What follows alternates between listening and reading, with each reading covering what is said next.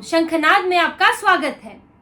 जम्मू कश्मीर में चुनाव तो पहले भी हुए हैं, लेकिन कभी हिंदू सीएम की मांग नहीं उठी, हिंदू सीएम का मुद्दा नहीं बना। लेकिन इस बार राज्य में कई बदलावों के साथ साथ ये भी बदलाव हुआ है और ये बदलाव इन चुनाव में दिखने लगा है कि अब लोग हिंदू सीएम की बात करने लगे हैं, क्योंकि राज्य ने कभी हिंदू सीएम नहीं देखा। जम्मू कश्मीर में कई चुनाव हो गए, लोकसभा हुए, यहाँ पर असेंबली चुनाव कई हो गए, लेकिन यहाँ से कभी हिंदू सीएम की बात नहीं होती। लेकिन इस बार ये बदलाव है और खासतौर से जम्मू संभाग में, जहाँ पर हिंदुओं की आबादी करीब 66% है। कई इलाकों में वो बहुसंख्यक है, कई कुछ इलाके में उनकी आधी आबादी है। तो इन पर, क्योंकि अब जम्मू में स्थिति ये है कि वहाँ पर सीटें बड़ी हैं, महत्व बड़ा है जम्मू का, और उन सीटों के लिए अब दूसरी पार्टियों में भी होड़ है। तो ऐसे में वो लोग अब अपने इस बारे में भी सोचने लगे हैं, क्योंकि पहले भी जम्मू के लोग चाहते भी थे कि हिंदू सीएम बने, तो कोई सुनने वाला नहीं था। पार्टियां जो थीं वो चाहे किसी को भी वोट देते, एनसी को, कांग्रेस को, पीडीपी को, भले ही किसी को वोट दे देते, लेकिन कोई भी हिंदू सीएम नहीं बनाता। चाहे उन्हें जम्मू से ही ज्यादा वोट क्यों ना मिलते तो भी नहीं बनाता, वहां विकल्प ही नहीं है। लेकिन अब लोगों के सामने एक ऐसी पार्टी है बीजेपी, यहाँ से खड़ी हुई, यहाँ पर मजबूत हुई, जिससे लोगों को लगता है कि अगर मांग की जाएगी यहाँ तो वो पूरी होगी। अगर बीजेपी ज्यादा सीटें जीतती है, सत्ता में आती है, तो हिंदू सीएम बन सकता है, क्योंकि बीजेपी को भी ज्यादातर उम्मीदें जम्मू से ही है।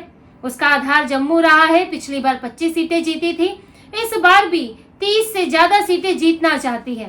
तो जो अगर वहां से ज्यादा सीटें जीतेगा तो वहां के लोगों की सुनेगा भी। इसलिए जम्मू में आजकल जब से चुनाव की शुरुआत हुई है, हिंदू सीएम का मुद्दा बना है। बीजेपी के उम्मीदवार भी वहां जाकर बात कर रहे हैं। हाल ही में उत्तर जम्मू के जो उम्मीदवार हैं श्यामलाल शर्मा, उन्होंने अपनी कॉन्स्टिट्यूएंसी में बात की, डोगरा सीएम की बात की, हिंदू सीएम की बात की, और लोगों से उन्हें सपोर्ट मिला। कई मुद्दे वहां हैं, रोजगार का मुद्दा है, वहां पर विकास का मुद्दा है, वहां पर इंफ्रास्ट्रक्चर का मुद्दा है, आतंकवाद का मुद्दा है, लेकिन इसके साथ साथ वहां पर हिंदू सीएम का मुद्दा भी है। लोग इसे सुन रहे हैं, इससे हिंदुओं में वहां एकजुटता आई है और जिससे वहां बीजेपी का प्रभाव भी बढ़ा है। दोनों चीजें एक साथ हैं, परस्पर हैं। बीजेपी के मजबूत होने से वहां के लोगों में इसकी उम्मीद जगी है कि हिंदू सीएम हो सकता है, और लोगों में ये उम्मीद जगी, लोगों में एकजुटता आई है, जिससे कि बीजेपी का वहां पर प्रभाव बढ़ रहा है। क्योंकि देखिए, जम्मू कश्मीर ने कभी भी जो वहाँ की हिंदू आबादी है उसका प्रतिनिधि नहीं देखा, कभी भी हिंदू आबादी से वहां पर मुख्यमंत्री नहीं बना। और कोई प्रधानमंत्री की अगर हम बात करें, जो वहां पर 47 के बाद हुआ करते थे, तो सिर्फ एक थे, मेहर चंद महाजन। 1947 से 1965 के बीच में प्रधानमंत्री रहे थे, फिर वो पद मुख्यमंत्री बन गया था। लेकिन मेहर चंद महाजन भी, जिन्हें राजा हरि सिंह ने नियुक्त किया था, वो 4-5 महीने के लिए वहां पर प्रधानमंत्री रहे थे।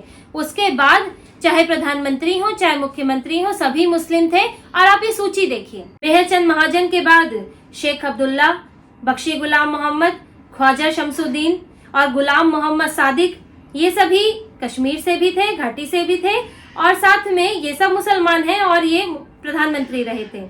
फिर जब सीएम बने, मुख्यमंत्री के पद में कन्वर्ट हुआ, तो गुलाम मोहम्मद सादिक बने, शेख अब्दुल्ला बने, फारूक अब्दुल्ला, मुफ्ती मोहम्मद सईद, गुलाम नबी आजाद, उमर अब्दुल्ला, महबूबा मुफ्ती।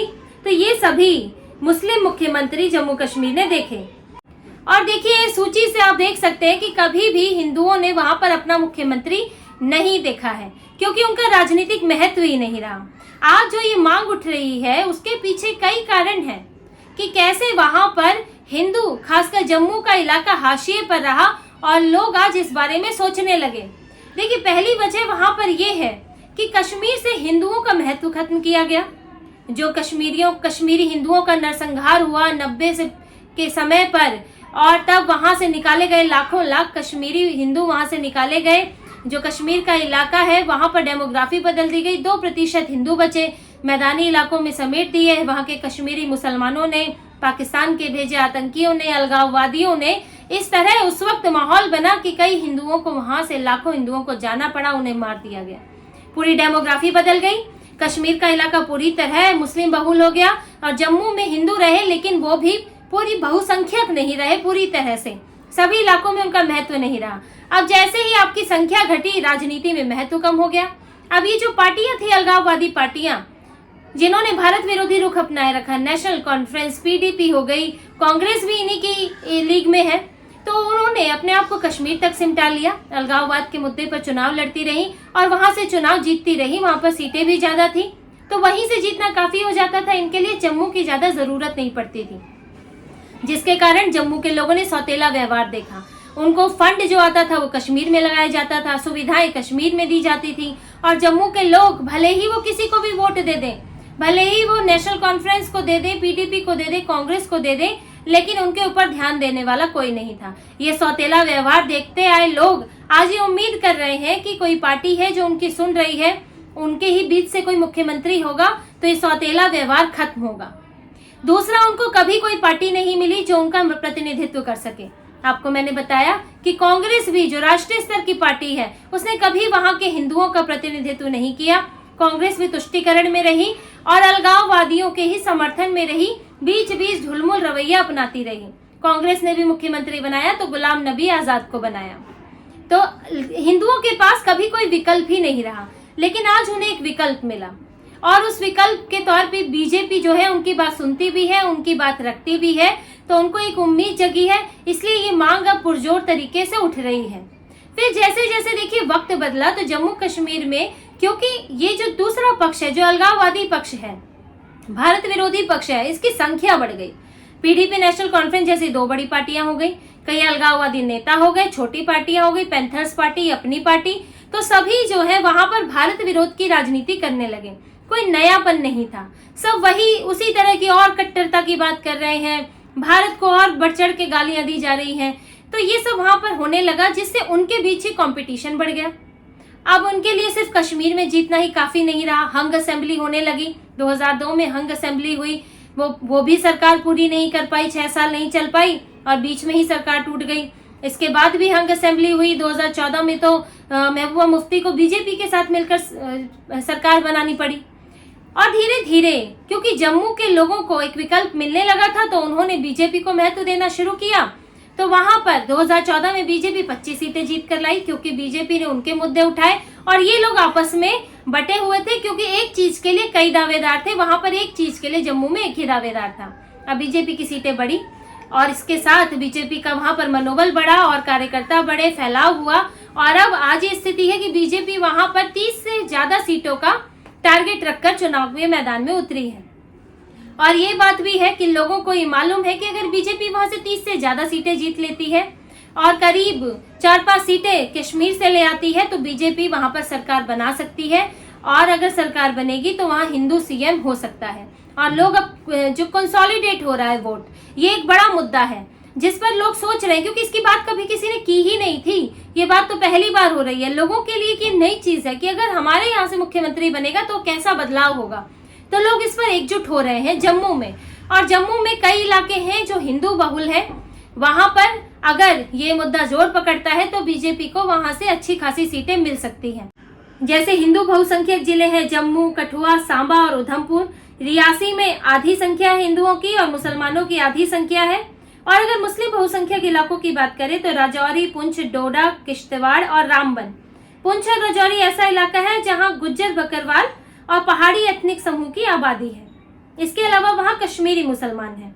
अब बीजेपी ने जो गुज्जर, बकरवाल, पहाड़ी आबादी है उनके बीच भी अपनी प्रभाव बनाने की कोशिश की है, ताकि राजौरी, पुंछ से भी कुछ सीटें आ सके। पड़ेगा तो ये जम्मू संभाग ही, लेकिन वो भी मुसलमान है, लेकिन वो अलग तरह की आबादी है जो कि घुमंतू वहाँ लोग हैं, ये बंजारे की तरह। तो वो कश्मीरी मुसलमान से अलग है। उनको आरक्षण देकर, जो एसटी कम्युनिटी के तहत उनको आरक्षण देकर, उनके लिए राजनीति में आरक्षण देकर, सीटें आरक्षित रख के और उनके लिए काम करके बीजेपी की कोशिश है कि उस समुदाय से भी कुछ वोट मिल सके। और अगर इधर जम्मू में हिंदू एकजुट होते हैं तो 30 से प्लस सीटें आना कोई मुश्किल बात नहीं है, क्योंकि 25 सीटें तो पिछली बार ही लाई थी। और इस बार क्योंकि सीटें बड़ी भी हैं जम्मू की, इस बार जम्मू के यहाँ पहले 37 सीटें हुआ करती थी, वहां बढ़कर अब 43 सीटें हो गई हैं। तो जम्मू का अपना महत्व भी बढ़ा है उससे। तो हिंदू सीएम की मांग पूरी होने की उम्मीद ये दोनों नजर आ रही है। और देखिए, तीसरे चरण के मतदान में जम्मू की ज्यादा सीटें हैं, 24 सीटें हैं और कश्मीर की 16 सीटें हैं। तो जम्मू पर ज्यादा फोकस है और बीजेपी इस मुद्दे के साथ इस इलाके में, जो जम्मू के हिंदू बहुल इलाके हैं, वहां पर पूरा जोर लगा रही है। देखिए, वहां पर एक बात होती है प्रतिद्वंदी पार्टी की। जम्मू में एक बीजेपी के पक्ष में ये बात भी गई है और लोगों को भी ये दिख रहा है कि वहां पर कांग्रेस जो है बीजेपी की मुख्य प्रतिद्वंदी हुआ करती थी और कांग्रेस बिल्कुल कमजोर बैठी है। अभी राहुल गांधी ने वहां पर कोई रैली नहीं की। प्रियंका गांधी को 2 रैली करनी थी, लेकिन वो भी कैंसिल हो गई। राहुल गांधी भी जाने वाले थे, लेकिन मौसम खराब की वजह से नहीं गए। बहुत जोर भी नहीं उन्होंने दिया और अब तो चुनाव प्रचार ही खत्म हो गया है। और देखिए, राहुल गांधी का ये पैटर्न रहा है कि जहां पर कांग्रेस की स्थिति अच्छी नहीं होती, वो वहां ज्यादा टाइम नहीं लगाते, ताकि कल को हार का ठीकरा उन पर ही ना फूट जाए। वही कोशिश नहीं करते हैं कि बुरी स्थिति को अच्छे में बदलूं, मैं मेहनत करूं। तो जहां पर उनके संगठन के लोगों ने कुछ अच्छा माहौल बनाकर रखा होगा या एंटी इनकम्बेंसी होगी, तो वो वहां जाते हैं प्रचार करने। जैसे हरियाणा में अभी रथ यात्रा कर रहे हैं, रैलियां की थी, प्रियंका गांधी भी आएंगी, क्योंकि उन्हें लगता है कि हरियाणा में थोड़ी स्थिति बेहतर है, एंटी इनकम्बेंसी है और वहां पर कुछ ऐसे मुद्दे भी हैं, किसानों से लेकर दूसरा मुद्दा भी है, पहलवानों का मुद्दा भी है, जिससे कि कांग्रेस को फायदा हो सकता है। हालांकि इंटरनल फाइटिंग से कांग्रेस के लिए समस्याएं खड़ी हुई है और राहुल गांधी उससे निपट नहीं पा रहे हैं, लेकिन फिर भी उन्हें कुछ उम्मीद है, तो वो वहां पर जाके चुनाव प्रचार कर रहे हैं। जम्मू में उन्हें उम्मीद नहीं है और वो वहां नहीं गए हैं और ये बात उनके सहयोगी उमर अब्दुल्ला भी बोल चुके हैं कि राहुल गांधी जम्मू में ज्यादा प्रचार नहीं कर रहे हैं। वहां पर ये बीमारू हालत में कांग्रेस है,